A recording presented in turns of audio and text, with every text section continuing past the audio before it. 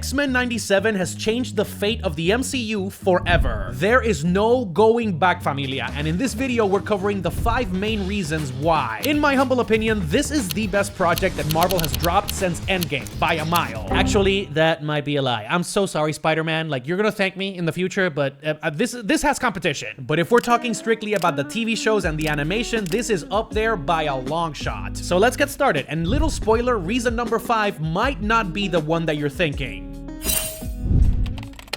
For the past 4 or 5 years, it feels like we've been searching endlessly for that magic that the MCU has and can give us when it's at its peak. Vamos a hablar claro, Phase 4 was not that great. There were some gems like Shang-Chi, Black Panther 2, and Loki, but if we're comparing it to the bombshell that was Phase 3, this is like your local YMCA tryhard getting dunked on by Shaquille O'Neal in his prime. And it's not just me saying it, the fans have been vocal about this for years now, and Marvel is just starting to get aware of it. We actually got news pretty recently that the execs behind Marvel Studios, including Kevin Feige himself, are focused on lowering the amount of projects that Marvel is pumping out to work on delivering high-quality experiences versus just pumping 11 projects in 1 year. Enter X-Men 97. Good golly, Miss Molly. This is the first full-blown animated project that is canon to the MCU made by Marvel Animation Studios, and the expectations are now sky high. Bo DeMaio was the showrunner and one of the head writers for the show, and he delivered on his promise to bring something new to the table while paying homage to the great legacy that we got from the original X-Men animated series. It took the visual style, the music, and the characters that we already loved and revamped them in the best way possible. How did they do it? By focusing on 3 very specific concepts.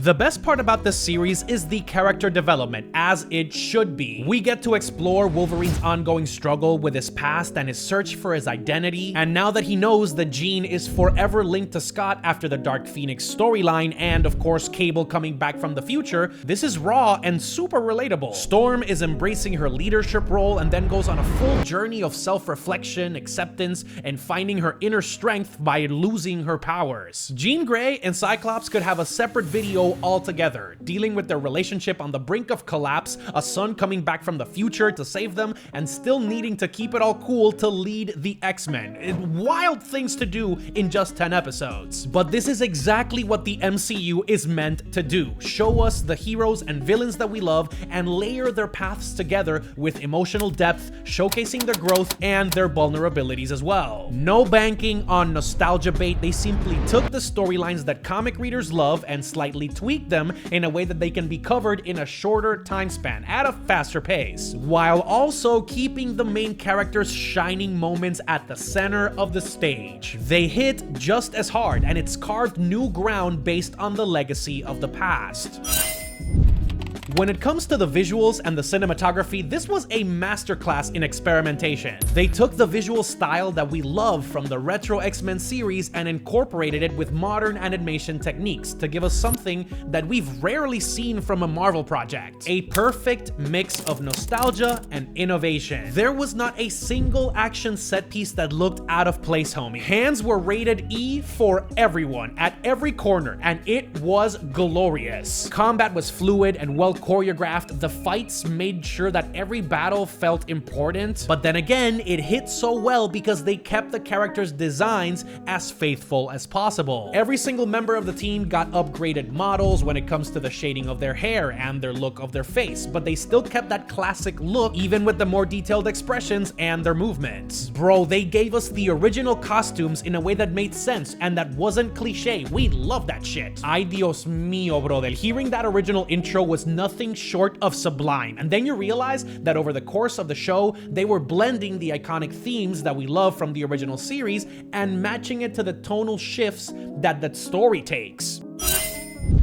One of the biggest wins for this show is how it was able to weave a complex storyline that both old fans and newcomers can both enjoy and stack them on top of each other with a huge payoff at the finale. The writers were crafting a beautiful balance between giving you the action-packed sequences that we were all expecting and layer it with deeper explorations of the core themes that the X-Men stand for: facing discrimination, unity, and the ethics of power. We got this massive ensemble cast cast to feel like a cohesive unit, while still allowing the individual stories of their members to shine along the way. The series is reintroducing characters like Cyclops, Jean, Wolverine, and Rogue, each dealing with different factors that affect their personal struggles and their growth, which conveniently also extends to the main villain of the story, which is Bastion. I thought it was gonna be Mr. Sinister, but fuck that, it's not. Bastion's life is complicated, and he's characterized as this menace to society who simply has a different perspective on dealing with the issue of tolerance. I'm pretty sure that in another universe and in another life, him and Magneto would be the best of buddies. However, his presence is felt throughout the season, operating from the shadows and orchestrating the big events, having his Sentinels prep for an epic final showdown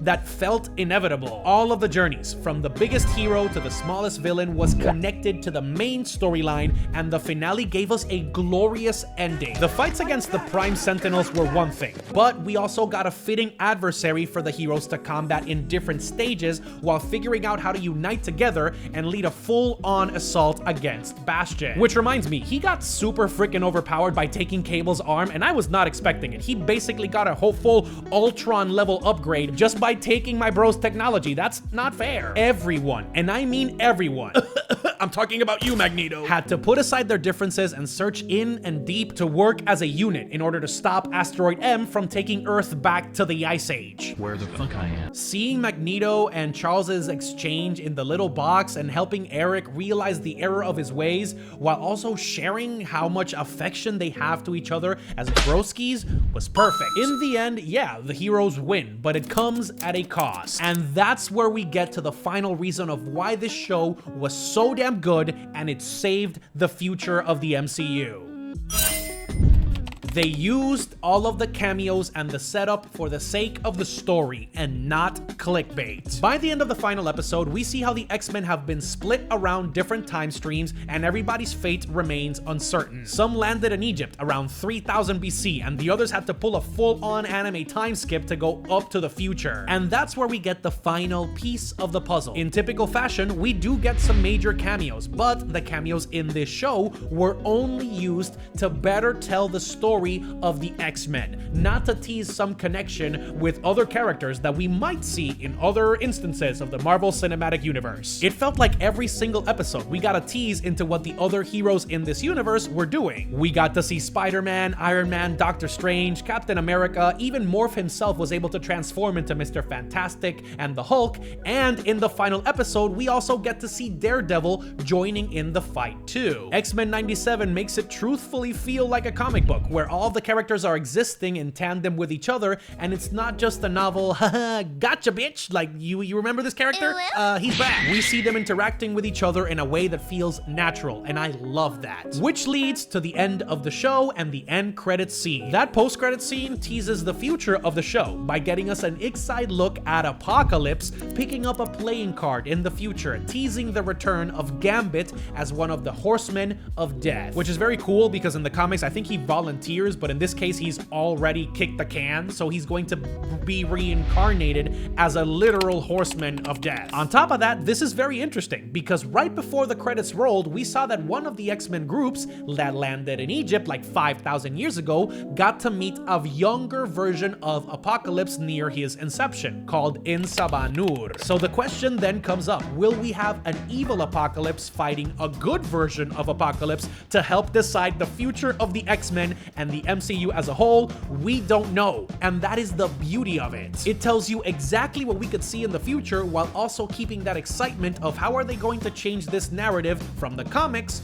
moving forward. I love this show, Papa. I think it's pretty obvious, and most of the internet agrees with me as well, which is why I find it ironic that the alienated mutant superhero team that hasn't had its fair chance to shine in the live-action MCU is the exact project that is saving it from extinction. Those are the 5 reasons. If you enjoyed the show and if you've seen it already, let me know what you thought about it in the comments. I'll see you down there.